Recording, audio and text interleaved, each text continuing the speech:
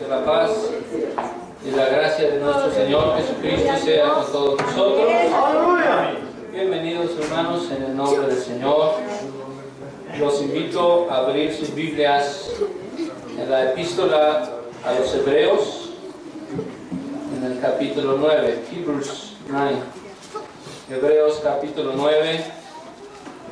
Vamos a leer versículos 24 al 28.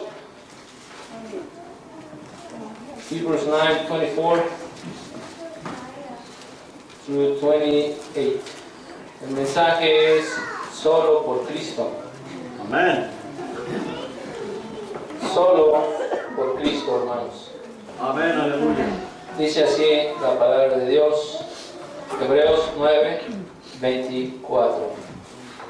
Porque no entró Cristo en el santuario hecho de mano, figura del verdadero, sino en el mismo cielo para presentarse ahora por nosotros en la presencia de Dios.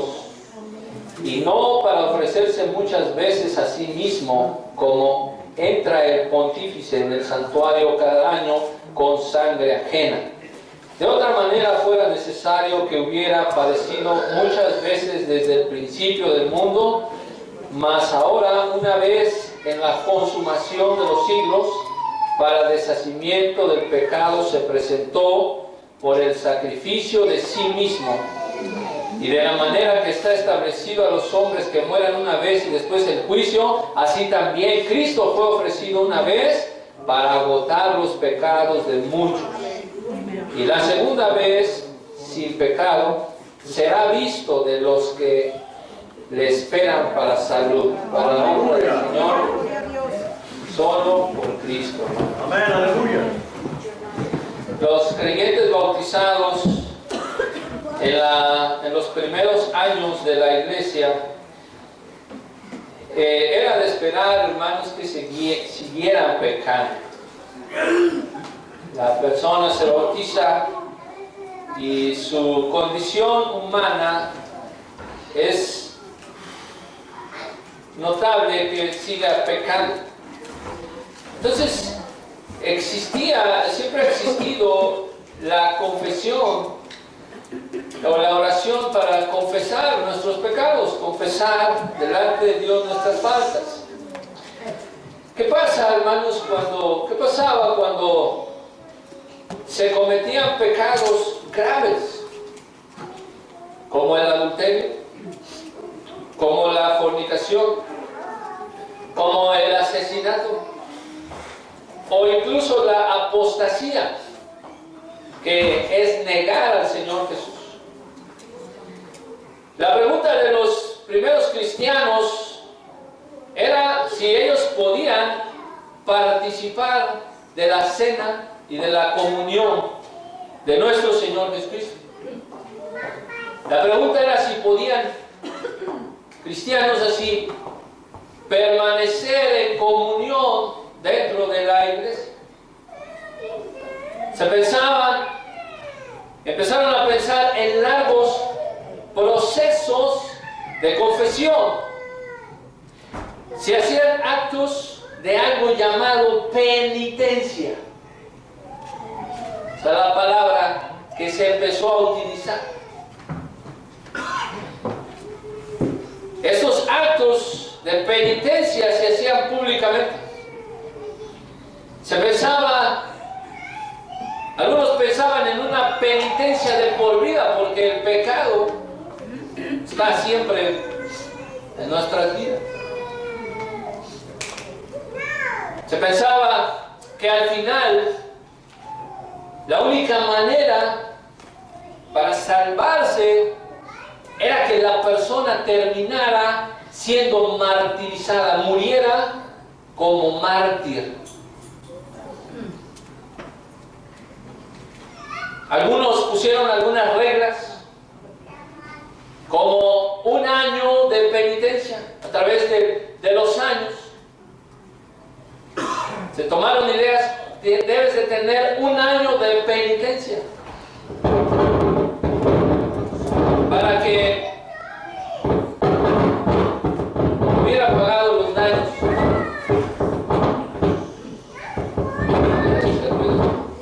Frente el 2, hermanos. El 2. Amén. Gloria a Dios. Sí, yo pronunciaba. Perdón. A ver si este no. Amén. Amén. Gloria a Dios. Bendito sea Dios. Entonces a veces, hermanos, también se forzaba a vivir a los pecadores, incluso en un monasterio. Fue, hermanos, en el año 590 que el Papa, ya siendo la Iglesia romana, el Papa Gregorio el Grande, convirtió la penitencia, la oración de confesión de pecado, la convirtió en una forma de deshacer el pecado. Decía, esta es la forma en la que se puede deshacer el pecado, siempre y cuando hagas obras buenas.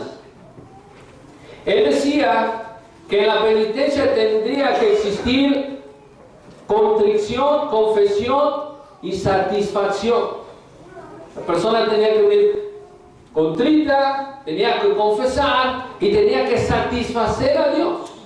Entonces, ellos le daban la absolución de los pecados. Gracias a tu confesión, gracias a tu contrición y gracias a tu satisfacción. O sea que la persona satisfacía a Dios. Otra vez, Dios veía al hombre y decía, ellos pensaban, decían, qué gran cristiano, se merece que lo absuelva de sus pecados. Qué grandes obras. Esta es la doctrina que predicaba Roma y que hoy sigue predicando. Cristo, ellos decían, le dio la autoridad a los apóstoles y así entonces la iglesia tiene la autoridad de absolver los pecados de los que se arrepienten. Si los confiesan y hacen satisfacción por sus pecados, entonces la iglesia tiene la autoridad de decir, te absuelvo de tus pecados. De ahí, siglos más tarde, se corrompió tanto, hermanos, esta confesión, esta oración de confesión, que llegaron al abuso de las no de la penitencia, sino de las indulgencias. Ahora las indulgencias se vendían, y esto ya lo hablamos. Pero la palabra de Dios nos dice que solo en Cristo hay perdón de pecados. Y quiero mostrarles 3 características de la salvación en Cristo. Pero en solamente Cristo. Porque a veces también decían, sí, Cristo, pero tus logros. ¿Recuerdan la gracia? La gracia de Dios y tus obras. ¿Recuerdan la fe? La fe del cristiano, pero también tus méritos. Ahora la doctrina de Cristo estaba siendo adulterada, diciendo, necesitas a Cristo y tus logros. Necesitas satisfacer a Dios con tu vida. Y yo quiero mostrarles hoy que eso es falso. Que solamente en Cristo tenemos la salvación, amados hermanos. Y aquí en el libro de Hebreos dice, voy a estar citando 3 pasajes del capítulo 9 y el capítulo 10 que hablan de esta salvación de Cristo. La primera característica es que la salvación de Cristo es eterna. Usted viene aquí confesando sus pecados hoy, ¿qué pasa mañana? Tiene que confesar otra vez. La salvación de Cristo es eterna, hermanos. Pero estando hablando de la ley, los sacerdotes entraban una vez al año en el lugar santo y entraban hasta el lugar santísimo para ofrecer sacrificios primero por sus pecados del sacerdote. Porque el sacerdote que entraba a ofrecer el sacrificio para el perdón de los pecados del pueblo tenía también pecados. Y tenía que ofrecer un sacrificio por su pecado. Y luego tenía que salir, lavarse y entrar con los presentes, con los holocaustos, el sacrificio para el perdón de pecados del pueblo. Pero ya presente Cristo, dice la palabra de Dios, pontífice de los bienes venideros, actuando como sumo sacerdote, no solamente rey de reyes, sino sumo sacerdote, según el orden de Melquisedec. Pontífice de los bienes que habían de venir, por el más amplio y el más perfecto tabernáculo. Quiere decir el cuerpo, hermanos, la habitación de la presencia de Dios, donde Dios habita. Cristo con ese perfecto tabernáculo, no hecho de manos, es a saber, no de esta creación. Cristo no fue creado, no de esta creación. Y no por sangre de machos cabríos, ni sangre de becerros, mas por su propia sangre. Jesucristo entró en el santuario, en la presencia de Dios, con su propia sangre, y con esto obtuvo eterna redención. Aleluya. Ellos ofrecían presentes y sacrificios, pero esos presentes y sacrificios nunca podían hacer perfecto cuanto a la conciencia al que servía con ellos. Era algo simbólico, no era real, no quitaba la conciencia culpable, solamente era temporal. Pero el sacrificio de nuestro Señor Jesucristo nos dio eterna redención, hermanos. Gracias, Señor Jesús. Por ahí anda caminando gente, un preso, anda en libertad, cometió una fechoría y dice: tengo libertad condicional. Anda con un grillete, o no puede salir del estado, no puede salir de un área. Yo no sé muy bien el sistema jurídico, judicial, pero eso es lo que oímos. Tiene que estar yendo a firmar cada semana, cada mes, cada 2 meses, pero está en libertad. Así es aquella persona que es salva, que su libertad es por su satisfacción, por la penitencia, por la indulgencia. Pero el que es salvo por Cristo y solo por Cristo tiene eterna redención, hermano. Bendito sea Dios.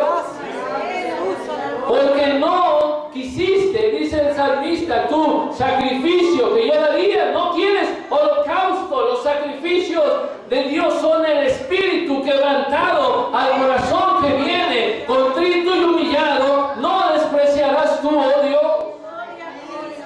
Estos presentes solo eran viandas, lavamientos, ordenanzas acerca de la carne. Pero la salvación que Cristo nos dio fue con un amplio y perfecto tabernáculo, fue con su cuerpo. La salvación que Cristo nos da es con su sangre única y perfecta y divina. Una sangre que solo tuvo que ofrecerse una sola vez delante de la presencia de Dios. Thank you, Jesus. Aleluya. Aleluya. Gloria al Señor Jesús. Como una tarjeta de crédito, pero crédito ilimitado, y que no se tiene que volver a pagar. La sangre del Señor, hermanos, nos trajo redención eterna. Bendito sea Dios. ¿Sí sabe lo que le estoy diciendo? que usted solo tiene que confesar delante de Dios: Señor, yo sé que soy pecador, pero sé que tu sangre me dio eterna redención. ¡Aleluya! Entonces, ¿en qué doctrina cree usted? La doctrina que es salvos solo por Cristo. ¡Aleluya! Número 2. No solo la salvación de Cristo es eterna, sino que la salvación de Cristo, ya lo mencionamos aquí, fue con su sangre. Oh, aleluya, hermano. Gócese porque fue con la sangre de Cristo. Porque si la sangre, dice Hebreos, de los machos cabríos, de los toros y de los machos cabríos, fíjense, la sangre de los animales. ¿Sí oyó bien? La sangre de los animales. Y la ceniza de la becerra era rociada, esa sangre, a los inmundos y los santificaba para la purificación de la carne. Fíjense que el sacerdote entraba, rociaba esa sangre de esos animales en el altar y traía santificación para la carne. ¿Funcionaba? ¿Cuánto más la sangre de Cristo, hermano? ¿Cuánto más esa sangre preciosa de Cristo, el cual por el Espíritu Eterno se ofreció a sí mismo sin mancha a Dios? ¿Cuánto más va a limpiar nuestras conciencias de las obras de muerte para servir al Dios vivo? ¿Cree que la sangre del Señor ha sido rociada en su vida? ¿Usted cree que la sangre del Señor ha sido rociada en su alma y le ha traído eterna redención? Solo la sangre del Señor. Dice la palabra de Dios que Cristo no entró en el santuario hecho de manos, sino Cristo, fíjense, el sacerdote entró detrás de unas cortinas, donde Dios dijo: este es el lugar santísimo. ¿Sabe dónde entró Cristo? ¿A dónde entró, hermano? En los mismos cielos. Ahí va Cristo, hermanos, como sacerdote eterno, en representación de cada uno de nosotros, en la presencia de Dios, donde si tú tenías una falta, caías muerto, calcinado. Cristo Jesús, sacerdote eterno, entró en los mismos cielos con su propia sangre para satisfacer la santidad de Dios. ¡Aleluya! Quien le ofrece su sangre al Dios santo y eterno del universo. En la cruz del Calvario ofrece Jesús su sangre. No entró con sangre ajena, entró, se presentó en los cielos delante de Dios con su propia sangre. Y con esa sangre, la Biblia dice que agotó los pecados. Quiere decir que los desapareció los pecados. Imagínense, hermano. Usted solo tiene que confesar: Dios, sé propicio a mi pecador. Y tenemos la sangre del Señor Jesucristo, una transfusión sanguínea a un alma que estaba muriéndose, a un alma que su sangre ya no servía, a un alma que necesitaba sangre pura y divina. Jesús dio su sangre por ti, hermano, por ti, hermana. Por eso Pablo dice: ¿quién acusará a los escogidos de Dios? Dios es el que justifica, a él la gloria y la alabanza. ¿Quién condenará a los escogidos? Cristo es el que murió, más aún el que resucitó y está sentado a la diestra de Dios en las alturas, y que también intercede por nosotros. Pedro dijo: sabiendo que habéis sido rescatados de vuestra vana conversación, no con cosas corruptibles como oro y plata, sino con la sangre preciosa de Cristo, como de un cordero sin mancha y sin contaminación. Juan dice: la sangre de Jesucristo, su Hijo, nos limpia de todo pecado. Gracias, Señor. Thank you, Lord. ¿Cómo respondemos, hermanos? con alabanza, con gloria, con agradecimiento. Gracias, Cristo. Podemos decir gracias, Cristo, por tu sangre. Thank you, Jesus. Gracias, Cristo. Bendito Cristo. Soy salvo por Cristo. ¿Cómo es salvo usted, hermano, hermano? Por Cristo. Y todo aquel que quiera ser salvo puede ser salvo por Cristo, porque esa sangre es suficiente para salvar a cualquiera que venga y quiera vida eterna. Puedes venir hoy. No importa si vienes hoy, no importa si has pecado ayer, no importa lo que hiciste ayer. Puedes venir hoy humillado a las plantas del Señor Jesucristo y decir: perdóname, Señor. I'm sorry, forgive me, Jesus. He'll forgive you today. No tienes que hacer una cita, un appointment. Él está con los brazos abiertos. Dice la Biblia que sin derramamiento de sangre no se hace remisión. La ley nunca puede, hermanos, por los pecados, por los mismos sacrificios que se ofrecen continuamente cada año, a ser perfectos. Pero la sangre de Cristo sí puede. Así que usted, hermano, hermana, sea salvo, nada más por Cristo. Nunca intente tener logros en su vida y decir: Señor, mira lo que traigo. No, no traigo nada, Señor. Quiero tu sangre. Quiero ser salvo solo por Cristo. Porque esa sangre, hermanos, destruyó el pecado.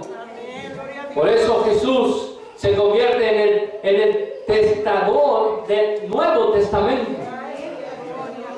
¿Usted ha oído de un testamento? Cuando alguien escribe un testamento que dice: le dejo mis bienes, le dejo mi casa, le dejo mi dinero a mis hijos. Aquí está, firma. Yo soy el testador. Ese testamento no vale si la persona está viva, pero cuando la persona muere, entonces el testamento sirve. Y Cristo dijo: le dejo mi reino, la entrada al reino de los cielos a los que crean en mí. Aleluya. Y cuando Él murió en la cruz, ese testamento se hizo válido. El nuevo pacto en su sangre gloriosa. Oh, aleluya. Oh, sana al que vive y reina para siempre. Gloria a Dios en las alturas. Somos salvos solo por Cristo. Nos dio redención eterna y fue por su sangre. Vale la sangre de Cristo, sí o no. Pero falta uno más. Por último, los méritos de creer en la salvación solo por Cristo. La palabra solo es importante. Si no es solo por Cristo, no sirve. Tiene que ser solo por Cristo. Se da la gloria, Señor, hermano. Número 3, porque fue la voluntad de Dios. Dice Hebreos: holocaustos y expiaciones por el pecado no te agradaron. Entonces dije: heme aquí. Este es Jesús. En la cabecera del libro está escrito, está hablando de Génesis 3:15. Allá está escrito: para que haga, oh Dios, tu voluntad. Los sacrificios, hermanos, y las expiaciones se hacían según la ley. Pero Jesús dijo: si eso no te agrada, heme aquí. Aleluya. Aquí estoy. Oh, gloria al Señor, hermanos. Qué profundidad hay en esta escritura. ¿Se ha usted desprendido de algo valioso? Para alguien que amamos, para que alguien que amamos tenga un beneficio. Usted se deshace de algo valioso todo el tiempo para darle beneficio a alguien que usted ama. Usted se levanta, se desvela, va y trabaja todo el tiempo porque ama a sus hijos. Imagine, hermano, que usted, alguien trabajó duro por una casa, por un hogar, por un terreno. Pero ahora ama tanto a su hijo que quiere que su hijo vaya a la universidad. Y ahora ese matrimonio se pone a platicar y decir, queremos que nuestro hijo vaya a la universidad, pero no tenemos los medios, no tenemos el dinero. Y entonces el padre dice, vamos a vender la casa. Y tomamos el dinero y se lo damos a nuestro hijo para que él vaya a la universidad. Y él se beneficie de esto. Que él sea feliz. Dios, hermano, no vendió ninguna casa. Jesús dejó su hogar eterno en los cielos.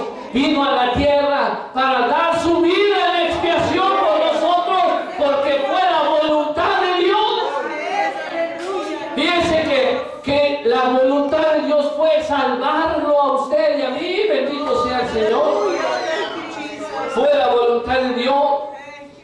Jesús, hermanos, aquí, cuando estaba a punto de ir a la cruz, dijo en Getsemaní, orando, se postró sobre su rostro y decía, diciendo, Padre mío, él veía el sufrimiento tan grande, hermanos. ¿Usted cree que pagar el pecado del mundo es cosa sencilla? ¿Beber la ira de Dios fue cosa sencilla? No, hermanos, ni todos los ángeles, ni todos los seres humanos podrían hacer eso. Pero Jesús, hermanos, en Getsemaní empezó a sentir el peso del pecado, de la ira de Dios sobre sí mismo, y dijo, Padre, si es posible que este vaso pase de mí, pero no como yo quiero, sino como tú. Él regresa y ve a sus discípulos, a veces estaban ayudándole a orar, y sus discípulos durmiendo. Y el Señor, hermano, les dice, fue otra vez a orar nuevamente, y otra vez pidió lo mismo, Padre, si no puede este vaso pasar de mí sin que yo lo beba, entonces hágase tu voluntad. Si para salvar a los pecadores tengo que morir, sea tu voluntad, Señor.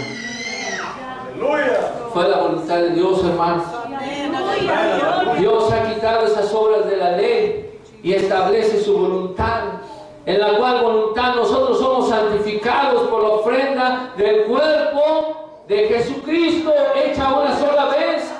Todos los sacerdotes se tenían que presentar cada día ministrando y ofreciendo muchas veces los mismos sacrificios. Dice la Biblia que nunca podían quitar los pecados, pero Cristo, sacerdote, ofreciéndose una vez por los pecados, un solo sacrificio para siempre, hoy está sentado a la diestra de Dios. Los sacerdotes no se podían sentar porque siempre había pecado, pero Cristo ofreció una sola ofrenda y ahora se sentó. ¡Aleluya! Se sentó porque dijo, todo está pagado. Bendito sea Dios. Y esto es posible, hermanos, solo por Cristo. La pregunta, iglesia de Dios, ¿qué debemos hacer tú y yo? ¿Cómo debemos responder a la salvación que nos ha dado Cristo? ¿Cómo debemos responder al que con una sola ofrenda hizo perfectos para siempre a los santificados? Al que nunca, dice la palabra de Dios, nunca me acordaré de tus pecados. ¿Sí sabía usted eso? Que una vez que usted cree en el Señor Jesucristo, Dios dice, nunca me acordaré de tus pecados. Bendito sea Dios. Debemos, hermanos, llegarnos aquí al final del capítulo 10 de Hebreos. Y es donde hemos fallado, hermanos. Amados hermanos, al tener ese sacrificio solo por Cristo, esa salvación solo por Cristo, dice la palabra de Dios, debemos llegarnos con un corazón verdadero. ¿Estás adorando a Dios con un corazón verdadero? Debemos venir en plena certidumbre de fe, no debemos dudar, hermano. ¿Sí? Les decía a los hermanos el día miércoles, aunque seas el único hermano aquí, tú no dejes de venir, no dejes de adorar al Señor, aunque seas el único, porque fuiste salvo solo por Cristo. Debemos de purificar los corazones de mala conciencia. Debemos de lavar nuestros cuerpos con agua limpia. Ese es el lavamiento del Espíritu Santo. Aleluya. Debemos mantener firme la profesión de nuestra fe. Nada de que hoy soy cristiano y mañana no, y en la mañana sí y en la tarde no. Firme la profesión de nuestra fe. Grítale al mundo: yo soy cristiano. Yo soy cristiano. Estoy orgulloso de ser cristiano, porque soy salvo solo por Cristo. Luego noten, hermanos, ya culminando, provocarnos al amor y a las buenas obras. ¿Usted cree que si yo lo invito el miércoles al estudio es una buena obra o es una mala obra? O mejor vámonos al cine o a un bar. ¿Qué quiere que le invite yo? Provocarnos al amor y a las buenas obras. ¿Será eso provocarnos al amor y a las buenas obras? No dejando, dice, nuestra congregación, como algunos ya tienen la costumbre. Estamos mal en la eclesiología, hermanos. La doctrina de la iglesia es reunirnos como un cuerpo para adorar a Dios. No cada quien en su casa. Nada de que yo en mi casa y usted en la suya.